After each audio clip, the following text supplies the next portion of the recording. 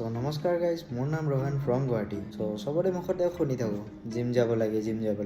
বাট কিয় যাব লাগে এইটো আৰু কোনো ভালকৈ নকয়। আজি মই তোমাক কৈ আছোঁ, শুনা। জিম কিয় যাব লাগে, নিজৰ হেল্থৰ কথা কিয় ভাবিব লাগে। ফাৰ্ষ্ট অফ অল, এইটো মানুহক চিনি পোৱা? চবেই চিনি পায়, অমিতাভ বচ্চন। তেওঁৰ এতিয়া বয়স হৈ আছে 83। এণ্ড তোমাৰ ওচৰে পাঁজৰে কোনোবা যদি 83 ইয়াৰ্ছৰ মানুহ আছে, নিজে একবাৰ কম্পেৰিজনটো কৰিছ, তেওঁ হেল্থ ৰিলেটেড কি কৰে, যাৰ কাৰণে তেওঁ এতিয়া বৰ্তমানলৈকে এনেকুৱাই আছে। আৰু তোমাৰ ওচৰত যোনটো মানুহ আছে 83 ইয়াৰ্ছ, ছেইম এজ, কিন্তু তথাপি চাবা বহুত ডিফাৰেঞ্চেছ আছে। এইকাৰণে নিজৰ হেল্থৰ কথা ভাবিব লাগে। আজি চোৱা, আজি তুমি কষ্ট কৰি আছা, ঠিক আছে, ভাল কথা, তুমি বহুত পইচা আৰ্ণ কৰি আছা। কি কৰিবা পইচাখিনি? যদি তোমাৰ হেল্থে ঠিক নাথাকে, পইচাখিনি কি কৰিবা তুমি?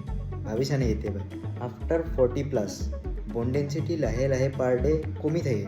এণ্ড তুমি যেতিয়া পইচাখিনি ৰাখিলা, এণ্ড যেতিয়া তোমাৰ এটা বয়সত যে বহুত পইচা থাকিব, তুমি এনজয় কৰিব লাগে, তেতিয়া তোমাৰ যদি হাৰ্ট কমজুৰি থাকে, তোমাৰ যদি হেল্থ প্ৰব্লেম থাকে, তুমি যদি বিচনাত পৰি থাকা, সেই পইচাখিনি তোমাৰ হস্পিটেলৰ বিলত যাব। তেতিয়া তুমি সেইগিলা এনজয় কৰিব নোৱাৰা।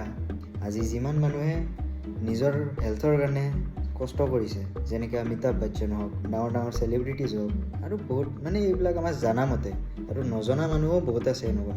এইবিলাকতো জানাৰ কাৰণে উদাহৰণটো ফটককৈ দি দিব পাৰি। সিহঁতে এতিয়া পইচাখিনি ৰাখিছে, সেইবিলাক সিহঁতে এনজয় কৰিব পাৰি আছে, কাৰণ সিহঁতৰ হেল্থ ঠিক আছে। সিহঁতে নিজৰ কাৰণে কষ্ট কৰিছে, ৱৰ্কআউট কৰিছে, এনেকুৱা পাৰ ডে সিহঁতে এটা ভাল ডাইট প্লেনত আছে। সেইকাৰণে কেতিয়াবা ভাবি পাইছানে, যেতিয়া তুমি ঘৰৰ পৰা ওলাই যাবা, 2 খোজ দিয়াৰ লগে লগে এটা ৱাইন শ্বপ, ফাষ্টফুডৰ ষ্টল আৰু চিপছৰ ষ্টল, ভেৰাইটিজ পাই যাবা। বাট এটা ফ্ৰুটছৰ দোকান হওক বা ভাল ছাপ্লিমেণ্টৰ দোকান হওক, এইবোৰ কিন্তু অকল হস্পিটেলৰ বাহিৰতে পায়।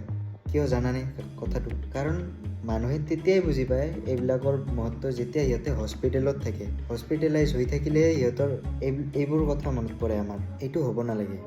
এইবোৰ তেতিয়া মনত কৰিব লাগে হস্পিটেলত যোৱাৰ আগত, যাতে হস্পিটেলত যাই সেই বিলখিনি ভৰি থকাতকৈ ভাল বস্তু খাই এটা ভাল ডাইট প্লেনত চলি হস্পিটেলৰ বিলটো বচাব পাৰি। আৰু শেষ বয়সত যাতে আমি যিমানখিনি পইচা নিজৰ কাৰণে ৰাখছোঁ, সেইবোৰ যাতে আমি ধুনীয়াকৈ এনজয় কৰি যাব পাৰোঁ। কিছুমানে টাইম মিলাব নাজানা, কথাটোতো একদম এইটো বহুত ডাঙৰ বাহানা। কাৰণ 24 ঘণ্টা পায় এটা মানুহে, এটা দিনত 24 ঘণ্টা হয়, তাৰে মাজত অকল 1 ঘণ্টা কোনো ডাঙৰ কথা নহয়। চবেই মিলাব জানে, এইটো মনৰ ইচ্ছা, আগ্ৰহ, সেই দুটা বস্তু থাকিবই লাগিব। আজিৰ ভিডিঅ'টো এইখিনিয়ে। দেখা পাব আকৌ কালি এটা নেক্সট ভিডিঅ'ৰ টপিকলৈ।